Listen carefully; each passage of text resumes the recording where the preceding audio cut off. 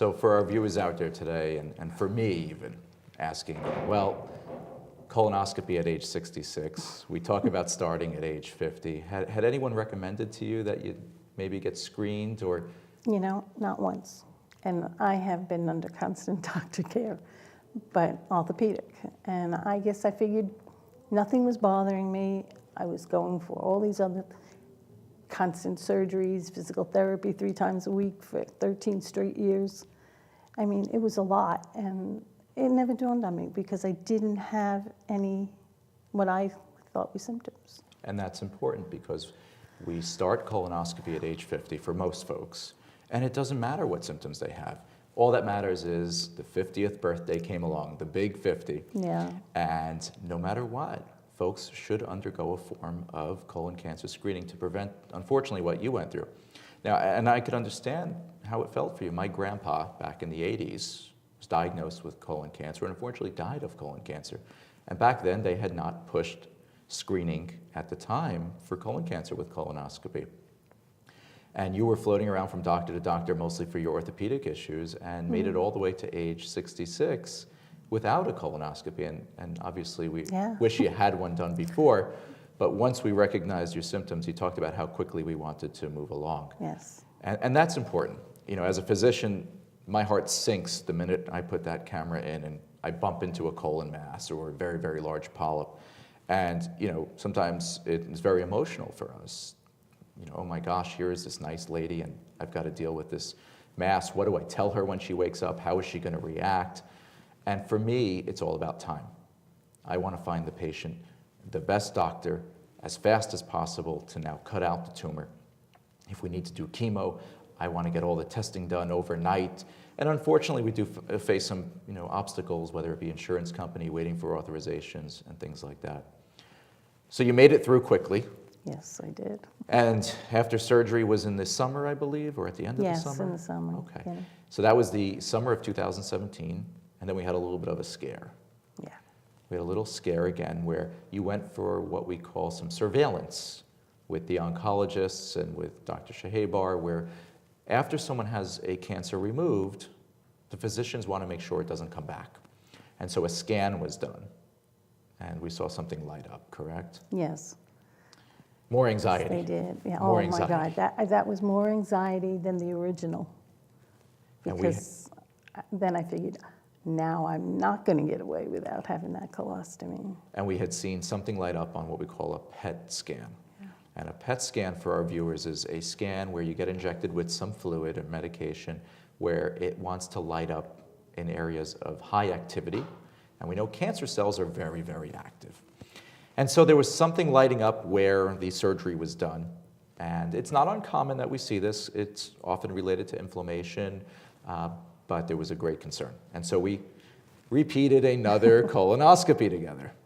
And thank God we didn't find anything serious. Yeah. Another relief? Yes, it was. It really was, because I figure, you know, sooner or later your luck's going to run out and you're going to get the bad news. Hopefully, this was all the bad news. And so you know you need to follow up with us and with the cancer doctors and Dr. Shahebar. Just had my visit yesterday. Right. And so how do you feel about this now? Tell me what it is like, what has changed in your life after this experience? Not putting off screenings that, you know, they recommend that you do. What just because you don't have. Tell me all the screenings that you're catching up on now. Well, that was the only one that I hadn't done. Right. I kept so up cervical on exams, else. breast Yes. exams. That one, I was afraid. I thought, oh, it hurts. It's going to hurt. My back is so bad. Laying in the positions is going to kill me. I was terrified of it. Of the colonoscopy? Yeah, I was. So how was it in the end? How difficult or how easy it was, the colonoscopy for you? I can't tell you how absolutely positively easy it was, because you made me comfortable.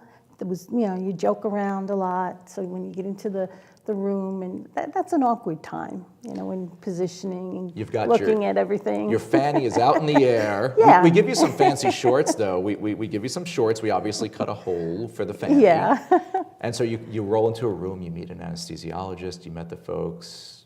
Even they were awesome. I mean, everybody was just joking around like nothing serious was going on, and you're comfortable. Next thing you know, good night.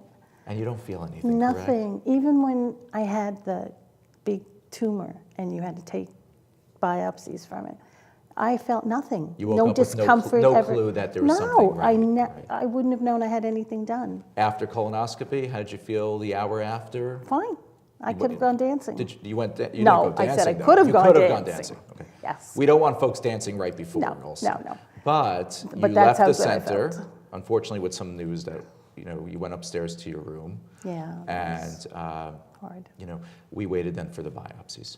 And for most folks who come for colonoscopy, we find absolutely nothing serious, but it's important to check. We find polyps in about 1 in 3 patients, and the colonoscopy, as you mentioned, is painless. How about the prep? Tell me about drinking the prep. Oh my God. That's awful. the work, right? That was awful. The one I had to do in the hospital, they gave me lukewarm. And that was just How about in the office? disgusting. We used a different prep for you in There the were office. 2 that were listed on the paper, and I wasn't sure if I was supposed to do one or the other or both of them. So I called up, and the secretary told me, no, do both of them. It wasn't so bad. That wasn't so bad. Did you use Gatorade prep mixed with a laxative, or did you use one of the prescription No, preps? both of the prescription preps. Okay. And so you drink the liquid. I drank the liquid. That was fine. And, Okay. that was an easy one to drink down. That was nothing. It's the second one. Oh, my gosh. And then what happens? All of a sudden, you and the bathroom become good friends. Yes, you do. You don't want to be too far from the bathroom. Don't go out dancing after you drink the prep. No. Right. You try to eat light a few days before. Right. So what we recommend, and what you went through, is that folks modify their diet 24 hours before. And this is to help start cleansing the bowels. They go onto a liquid diet. I allow my patients to have some vanilla ice cream. You're nice. And I'm nice. And then we drink the prep. And now I've had 3 colonoscopies myself, okay, so I know what it's like. And so we drink the prep, and we want to make sure that you have nice toilet paper, make sure the toilet flushes properly before you drink the prep. And so then you go to the bathroom. Was it painful? No, not at all. No cramping, nothing. No cramping. No. But you no. have a lot of bowel movements. A lot of bowel movements. And that's And it. that's it, really. I Right. mean, that was the extent of the discomfort from the whole procedure. And now when you need another colonoscopy about a year from now, any hesitation? No, none. You're ready to go. Yeah.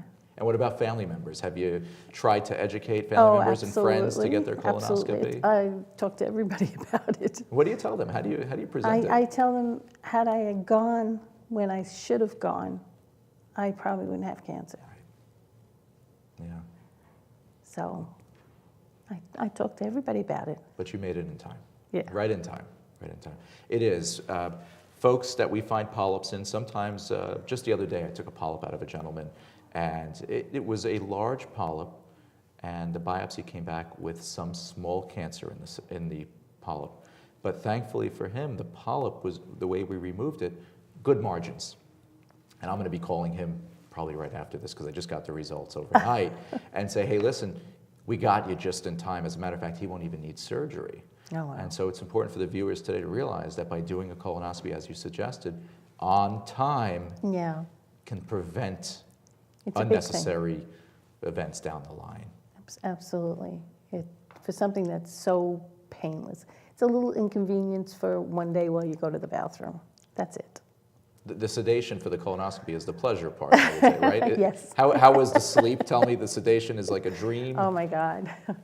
I just remember the anesthesiologist saying, we only give you top shelf Top shelf. stuff here. That's my joke usually. That's my joke. And it was, I mean, out like a light. Right. We try to have some And music No playing. nauseousness when you wake up, nothing. We want you to be comfortable. Yeah. You know, I was. joking around a little bit. We're taking it very seriously in our minds and all, but we know how nervous you could be.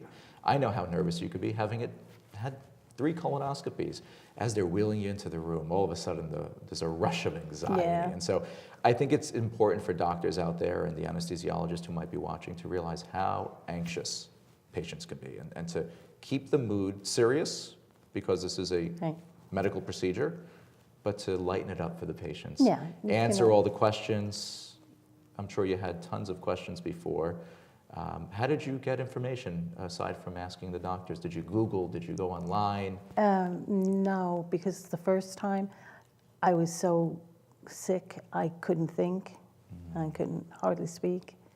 So my daughters did it all for me. They Googled the best, and then they found you and came with me to make sure that I could speak and tell you how I was feeling. Not that you couldn't see it, but they were great. They were great for me. They still, monitor everything. Mom, you're doing this, you're doing that. But it's nice to know that there are people out there that care enough about their patients that they will make you feel comfortable in a very uncomfortable situation. Yeah, we have to. And I'm so grateful for that. We have to put ourselves in the patient's shoes. Sometimes it's very difficult for us to do that. Having been a gastroenterologist for quite some time now and having family members who have gone through this, I think it's a little easier for me to feel some of what you were going through from the family standpoint. And it's important for doctors, physicians to realize this, that this is like an earthquake to your life all of a sudden when we diagnosed you. And so tell me about work life now, exercise, eating. Do you notice any differences or impacts, anything you can't do now? No, nothing. I could do absolutely everything. I take a little bit of medication to keep myself from having constant diarrhea, which is already subsiding. So my bowels are getting back to being absolutely normal. Okay. I really don't have limitations on anything. I think that is a fact that comes from you having a great surgeon, and in having great family, and in you having very good energy and a very good mindset about this and being positive. I recall you jumping all these hurdles and getting over it. And I want to thank you for coming here today and speaking, and hopefully educating some of our viewers as to why they should undergo colonoscopy and screening for colon cancer. Yeah, because it really, really doesn't hurt. Thank you, Ms. Reddy. Thank you. And thank you for your interest in the show and for watching today. I hope that this will increase your desire to become involved and educated and take care of yourselves. I invite you to visit our website, www.medcastplus.com, and check out our tools and connect with us on social media. You can also call us at 718-510-2103. I am Dr. Jack Braha. Thank you for watching, and stay healthy, Brooklyn. Good night. Goodbye.